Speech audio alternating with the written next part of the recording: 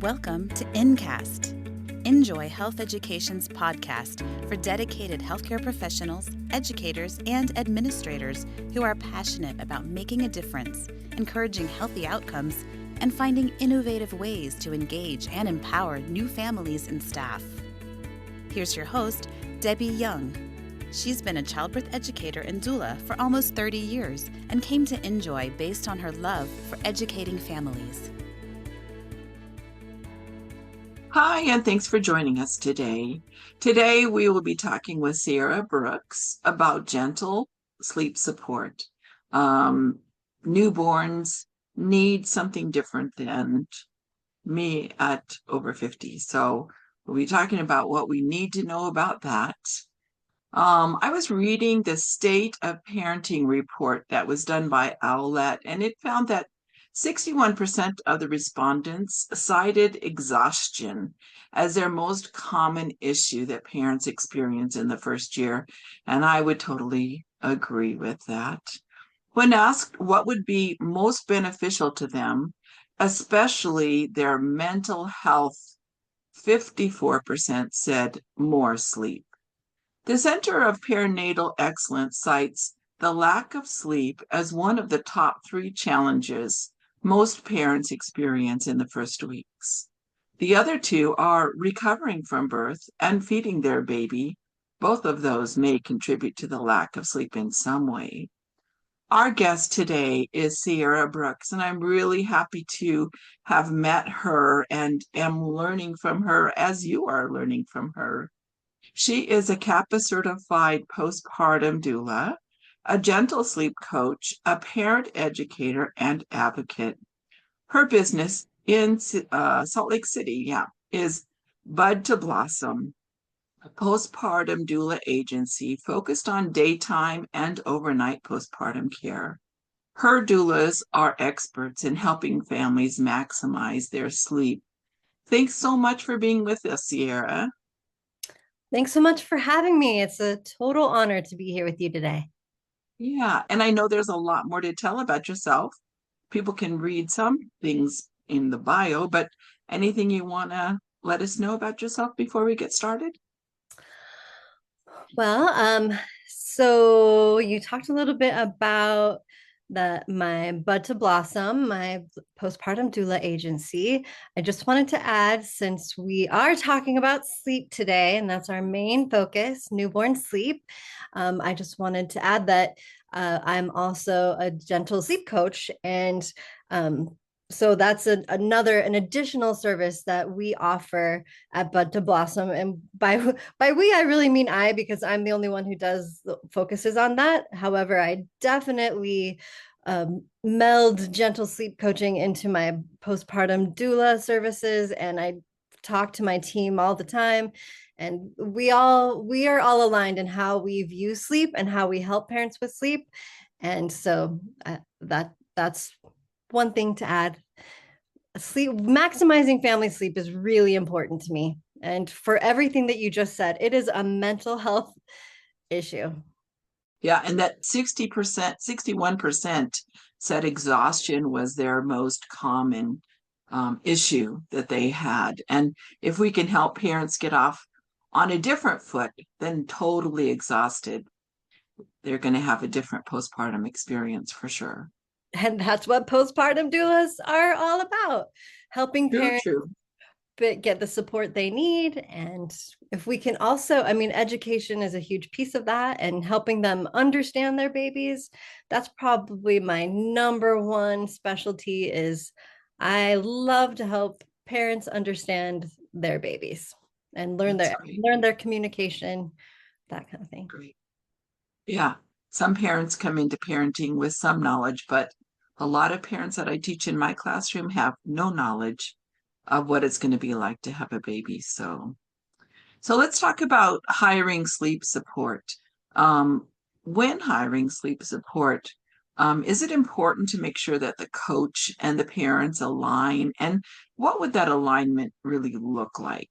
Because there's different techniques out there, right? Oh, yeah. Yeah, definitely. because of the fact that there are so many different techniques, I feel this is very important. And it's an interesting question how you discover that. And I think that a big way that I would discover that is through my questionnaire and finding out what are your issues and what's working for you, what's not working for you, and what is your number one goal. That's kind of how I feel them out. Um, okay, there's sleep training and then there's sleep support. And I think that whenever anybody talks about babies and sleep, their mind goes straight to sleep training. But that is like a huge umbrella term, and it could mean something different to every single person. So I feel like that might be the piece where you would have to dig in and ask some questions to find out if the parents and the coach or the sleep support person are aligned. Okay.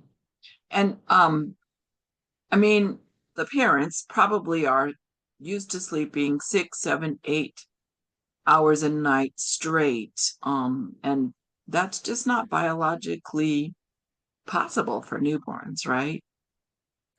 Um, I mean, I for newborns right off the bat, no.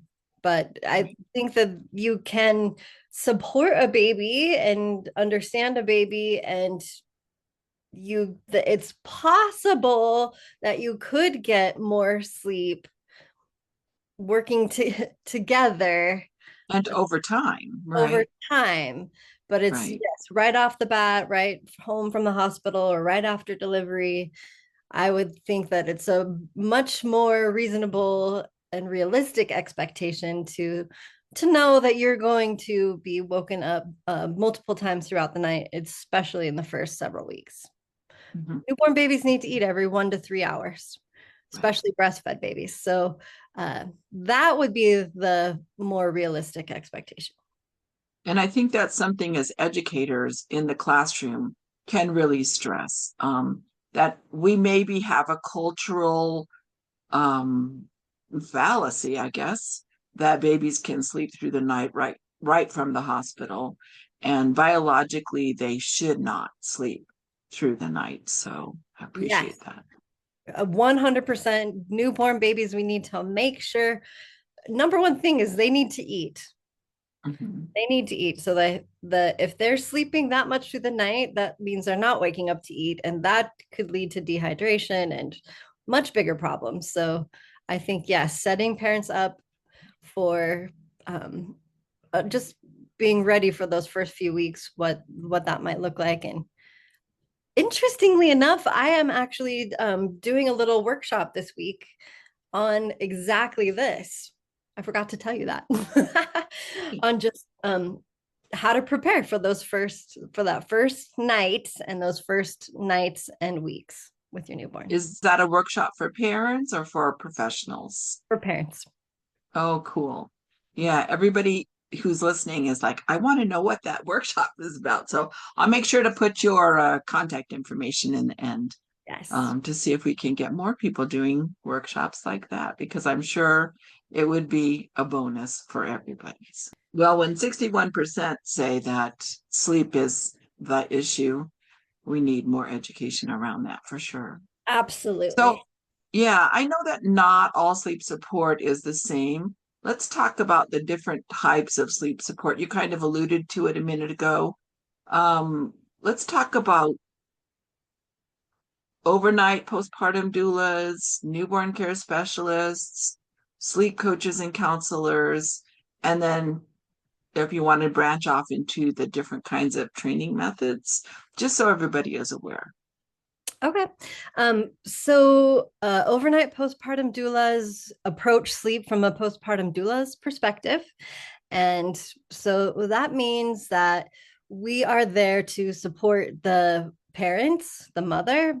And so we are really focused on helping getting breastfeeding going, if that's what they're doing, or helping them with their bottle feeding, if that's what they're doing. We're teaching them as we go. And that we also understand newborns and their development and their needs. And so we're focused on making sure that all their needs are met and supporting the parents so that they can be at their best for the daytime. And I think, is that a good sum up on overnight postpartum doulas? Sure. You feel? Okay. That's great. And then newborn care specialists are similar but different.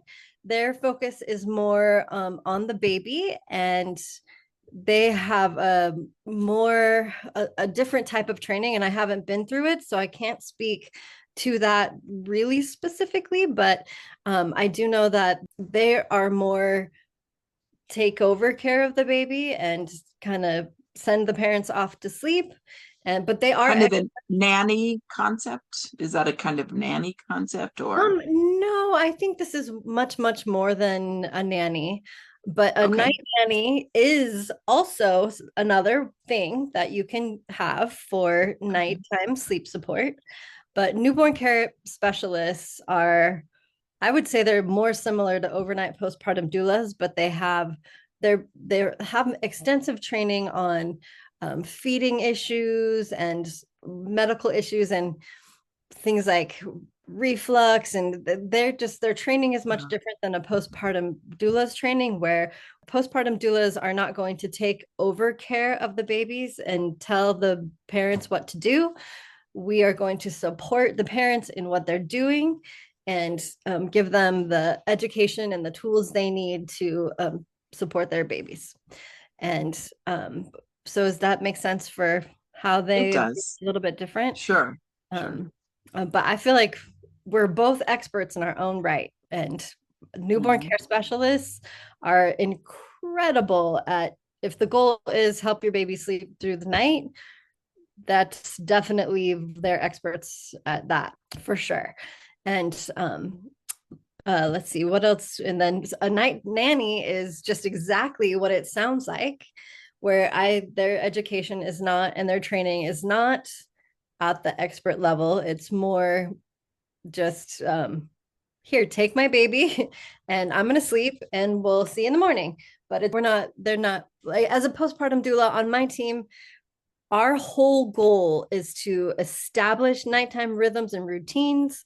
And so that make it a seamless transition. When we're not there, the parents can take over the care, and they have all the tools they need to have sleep success. And there's a lot of communication involved in that. But our whole goal is establish nighttime rhythms and routines and help it be so that when we're not there, the parents can jump in and they still get good sleep. That's our goal. So it's education and support both at the same time. Exactly. Okay. And what about that concept of a sleep coach or a sleep counselor? Does that fit into one of the other categories, or is it something separate? I think it's a little bit separate, because you're not really going to call in a sleep coach or a sleep counselor until after the baby is 3 months old. There's that really interesting time when the newborn gets to about 3 months old and transitions to 4 months old. That whole 3 to 4 month old thing, that's an interesting thing. Everybody talks about the dreaded sleep regression, the 4 month sleep regression. I personally do not believe in the 4 month sleep regression.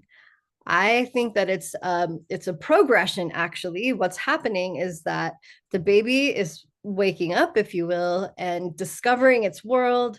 And I believe that there's a lot you can do in the early days, in the first 3 months, to help make even that transition smooth. And a postpartum doula can help with that. Or I would say a gentle sleep coach absolutely can help with that too.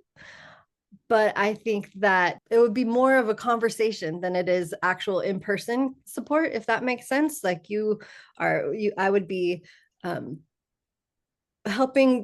coaching them helping them know what they can be doing during the day to help with babies sleep at night. But the goal is just very different, because the goal is helping them through the transition versus help my baby sleep through the night. Does that make sense? Yes, so you're giving them clues, you're giving them education, you're giving them things to watch for and things that they can tweak to help their baby have a smoother night. Mm-hmm. Like things they can be doing during the day with their baby, and teaching the parents about circadian rhythm and how to sync their babies' bodies with that, and getting them outside and getting their bodies moving. And all of that stuff helps prepare them for this dreaded 4 month sleep regression, because what's really happening is the baby is going from being swaddled to being able to move and experience their body, and they're then able to, once they're free from the swaddle, that, which I do think that swaddling, and I know that that's a whole other controversial issue right now, but I really think that swaddling is fantastic for those first 3 months, and then helping babies get out of that and learn how to wiggle themselves into a great sleep position. And then that's kind of where I come in, is helping parents support their babies through that little transition. So that would be the coach part rather than the overnight postpartum doula. Yes. And that is, sometimes people want both. Sometimes I've done some really fun things around that, where I've been coaching, but then they'll ask me to come and be there with them through, I always want to do at least 4 nights, because if you have 4 nights of doing something consistently, that's when you'll see change. And then again, pass it on to the parents, and then they take it from there. And I think I've experienced as a postpartum doula, a mom who chose to also do sleep something. I'm not sure exactly what the person was called. But it was really militant, and it really made an anxious mother so much more anxious. And so finally, when it was my day to come, we talked through how she was feeling about this. And so I just wonder, in some cases, I'm sure it wasn't what you do for parents, but what happened to this client, it felt like it was really more harm than good. Have you ever? So I feel like you're talking about sleep training, and in my definition, which is, okay, so you definitely don't want to start any kind of sleep training with a baby until after they are 3 months old. And this is more, sleep training, when talking like this, it's more like crying it out. And so I'm not going to say that it's all bad, because some babies respond well to that. Some families, that's what they want. And that's just not what I personally do. I believe in meeting a family where they're at, seeing what their goals are, and helping them gently, smoothly achieving those goals. But there is a different way to do it, and that would be more like what you're talking about. And there's definitely some different methods out there. Moms on Call is one of those methods, and I'm not going to, it is more militant, but it's not necessarily bad. It's just different. And Okay. that's created by nurses, so that they are coming from a perspective. But what I see is that the two can be married, and you can take those elements of understanding the baby's sleep, but you can do it in a gentle way. It doesn't have to be militant, and it can still work fantastically if you're just supporting the baby versus making them do something. I don't know. Does that make sense? Yeah, and I think in the way you're talking about it, I appreciate your point of view, because if the practitioner were understanding how it's affecting the parents, they probably would be backing off a little bit and approaching it a different way. So that would probably have been good for those parents. I would hope that that would be the case, but because that's not how I am, it's hard for me to speak to that exactly. But I know that it's out there, and some people, there's another method a lot of people I know have used, called taking care of babies, where it is more militant. It's more of a structure, and I feel like that might be a big difference between what I do, and that is that is there is structure, but it's not really hardcore. I give like a an outline and then they fill in the blanks. But some people just really actually want and need that. But whether Yeah. it's good for the baby or not good for the baby, I think it so depends on the situation, but in my heart and soul, it doesn't work for me. So if that is what somebody needs, it's I would probably direct them to somebody else. Even though Yeah. there's still a part of me that's like, well, if the parents want this, Oh, yeah. I want to support them because that's as a postpartum doula, that's what I do. I support Right. the parents and what they're trying to do versus Right. me telling them how to do it. Yeah. And I think in the classroom, it's fair for us to talk about the range of gentle support through more sleep training concepts, and also biologically that gentle support might be better for the beginning, and more structured training might be better for after you said 3 or 4 months. Just so that, and also just like getting your own doctor, not every doctor is the right doctor for a person. Not every sleep trainer, sleep coach is the right for a family. So I think Oh, I love as that. an instructor, as an educator in the classroom, that's probably a message I need to get out there. I love that. And as an educator in the past myself, I think that would be an excellent thing is to help just have a little bit of time explaining to parents the different options of both sleep support and nighttime support. That maybe if educators knew a little bit more about the different types of nighttime newborn support, that would be incredibly helpful. But in addition to that, understanding some of these different training methods, and so that you can speak on it a little bit, so that parents know that there's not just one way, there's many ways. And you know what? As a postpartum doula, and just as the human that I am, I always tell parents that they get to make the rules, that it's up to them, that the most important thing is that they listen to their intuition. And maybe this is how you find out if your sleep support person is right for you or not, is you just have to ask yourself, is what this person is the way that they're describing the way that they do things, do I feel good about that? If I do, it's a yes. If I don't, but anything that's making you feel like you're not doing it right, that's that you're wrong, or making you feel bad or guilty about what you're doing, I say ditch that and go back to the basics. All you really need to do is read your baby and follow your intuition and do what feels right to you. So for gentle sleep coaching, then, is the concept about supporting the parents in how they support the baby rather than the other way around? Absolutely. Okay. Yep. And the education that you give parents, is it pretty broad? You had already mentioned feeding and all of that, cues. Tell me more about the education you supply. So I start with circadian rhythm and helping parents know what they can do. At 2 weeks old, you can get your baby in the sunlight for the first 10 minutes after they wake up for the day, and then followed by getting them outside. Any kind of outside or fresh air is going to help your baby sleep. Boom, right from the beginning.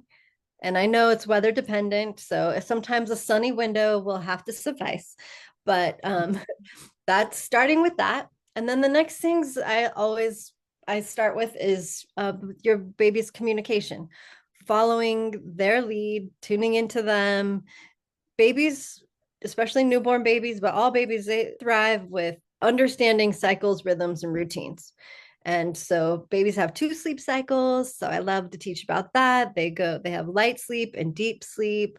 And so I'm always talking to parents about watching their babies, observing, what do you notice?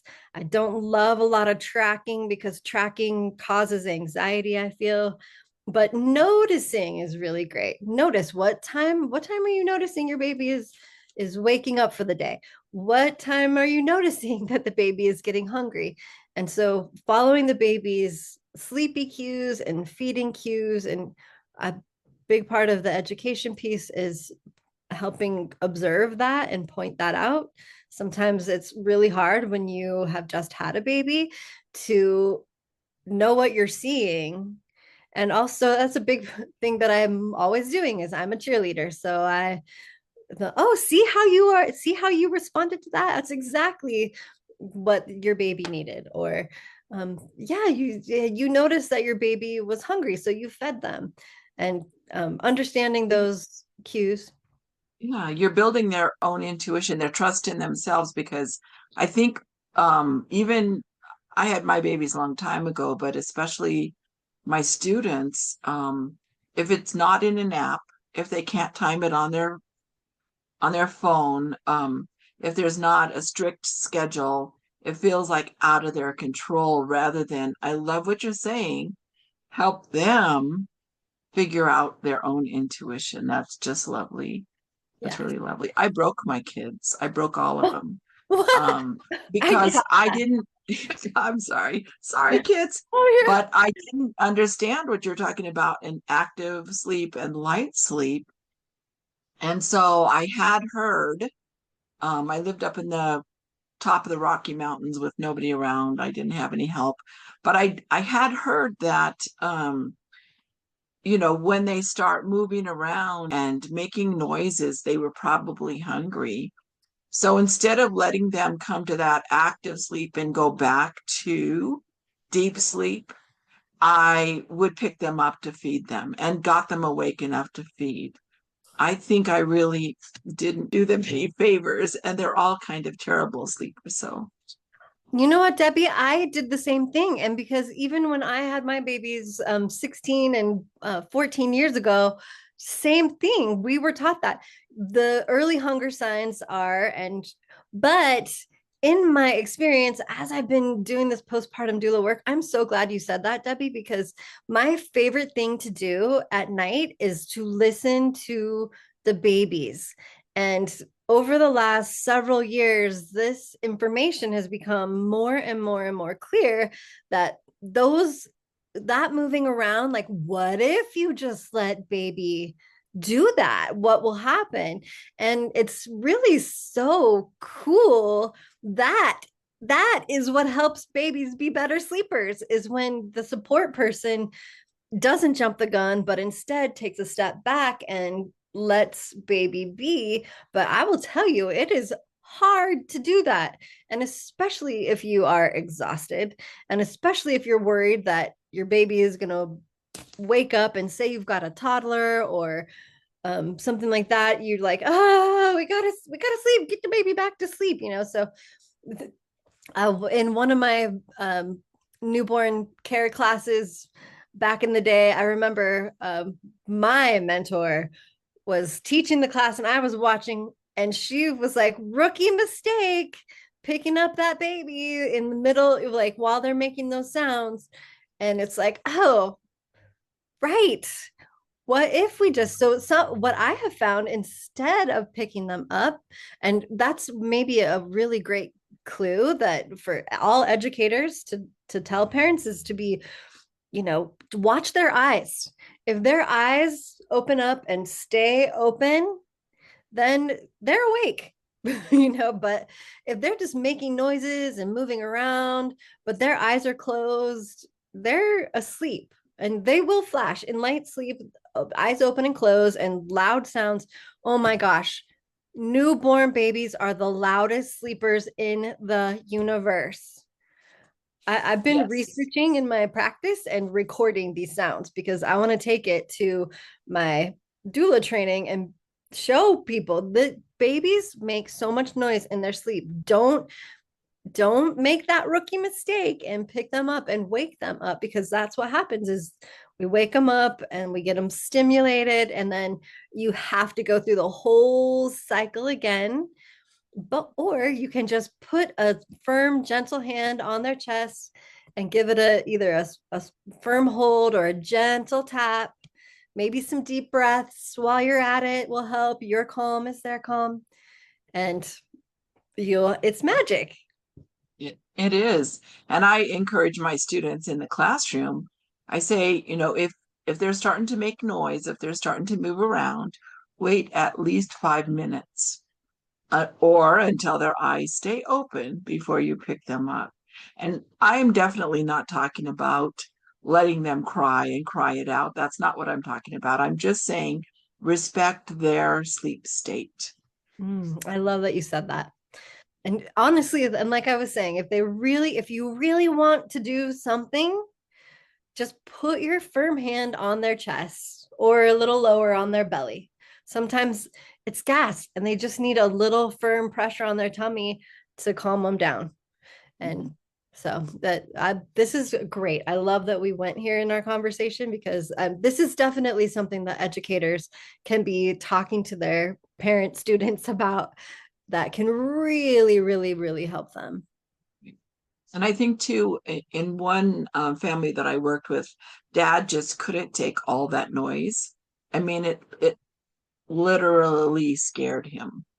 And so the solution to their problem over a few days was that dad went and slept in a different room, because it kept him up all night afraid that something was wrong with his baby. And although mom was confident nothing was wrong with the baby, it was just normal newborn noise. I sort of wish I had your recording, because I could say to dad, this is what a newborn sounds like. And maybe he wouldn't have been so afraid. Good idea. Very That good is idea. that you with sparking with lots of good ideas.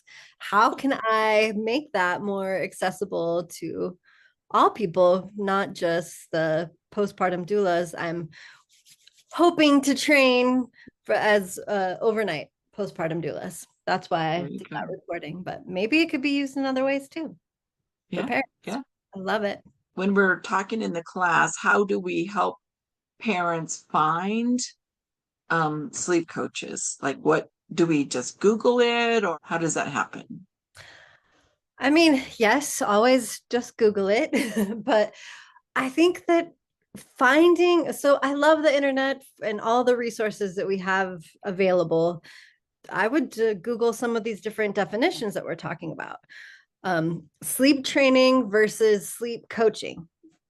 That would be one good way. And then there, it's still sort of up and coming. I feel the sleep support, in particular, sleep coaching, sleep training. Sleep training is probably, you're going to find the most information on that, because it's very mainstream. And so parents are going to talk to their friends, and their friends are going to tell them what they did, and then that's how they're probably going to find what they're looking for. But for those parents who don't necessarily fall into that and don't necessarily want to just go the mainstream route, um, maybe they're looking for something different, then I think throw that word gentle in there and see what you find, because I feel Okay. like that might be the thing that sets apart the sleep training versus Okay. the sleep coaching. And maybe that's another one, sleep coaching versus sleep training.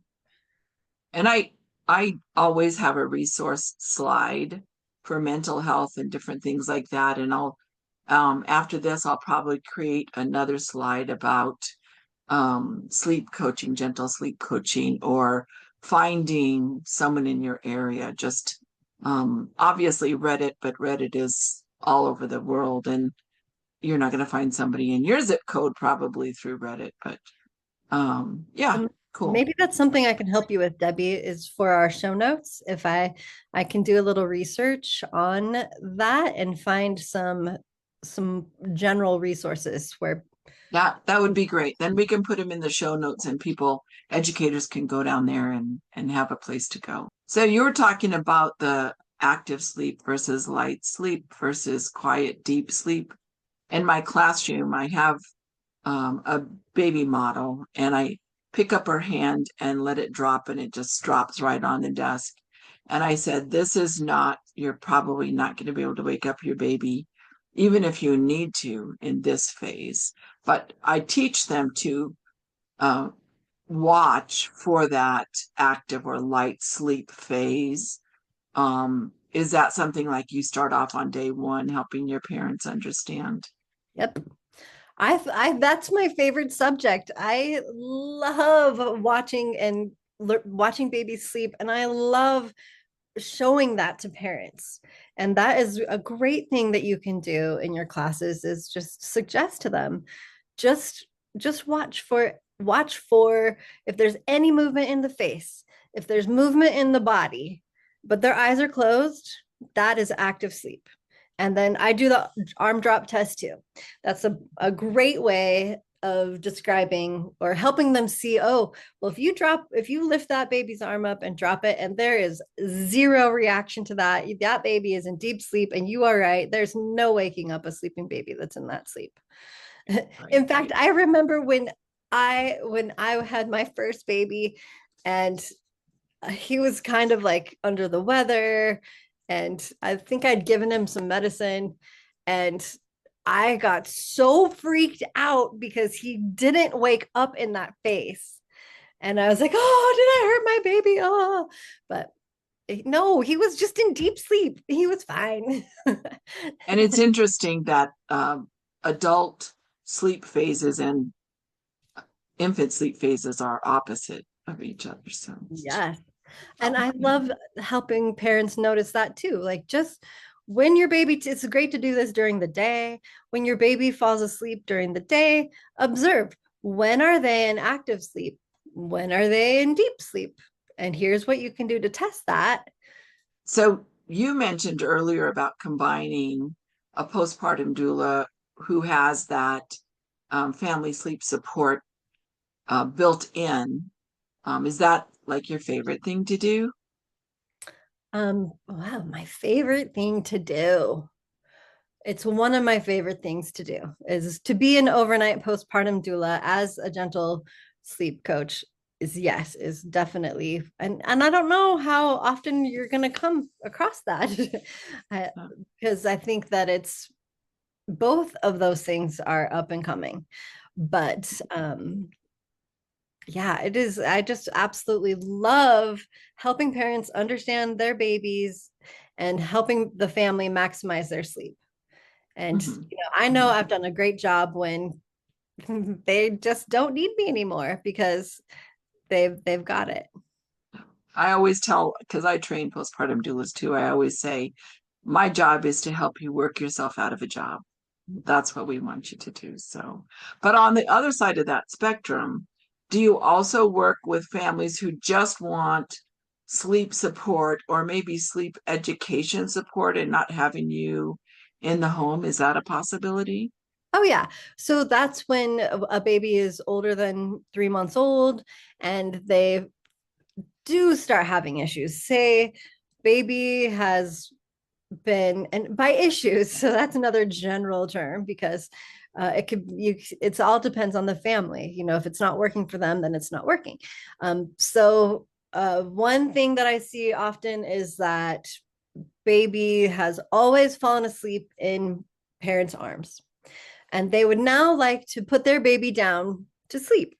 So that would be a great place to call me in to, and then it would look like we have a consult. It's usually around an hour. And then if they want to go further, then they can get more support. We can start with the consult, and then they can have 7 nights and days, I'll say, but mostly it's focused on sleep, but you can't have night sleep without talking about the day. And so we come up with a plan, and then I will support them as they execute said plan. I could also do that in person if they needed that support. But more often than not, it's that we come up with a plan, and then I'm there to support them through the said plan. And it can be it's either 1 month, or sorry, 7 nights or 1 month, depending on the baby's age. They might want a little bit more support if they have more transitions that they're looking at going through, or I mean, it can vary. Now you might be piquing interests of some of the listeners to say, hey, this is something I might really like to do too. And I know that I love being able to support families as a postpartum doula at the same time that I'm a childbirth educator. So those two jobs definitely go together. So Um, um, can I talk a can little bit about where I got where I've sure, got my sure. education in sleep? So my mentor is Moria Malat, and she had Sleep Savvy for many, many years. And I started with her about 9 years ago with Sleep Savvy. But over the last year, she has leveled up and transitioned into something even more amazing, which she has launched the Sleep Counseling Institute. And so for those postpartum doulas or educators who are really interested in becoming a sleep counselor, which is, I'd say, one step higher than a sleep coach, because as a postpartum doula, we are counseling, right? We are there and we're not just coaching, we're counseling, we're helping parents get to the bottom of where they're at and helping them work through it. So that is I feel like that is what I do as a sleep coach, but now I'm working on getting certification to be a sleep counselor, because I just think that that's really the direction I want to go. Is I want to counsel parents to get to the point where they feel really confident in themselves and they can really help their babies sleep the best. And if their babies are sleeping, then so are they. So Yeah, yeah. I would say that's a great route to go if you want to Okay. if you want to learn. Okay. So one of my last questions was going to be, is there a time when babies graduate from sleep coaching? But I think you already kind of mentioned that.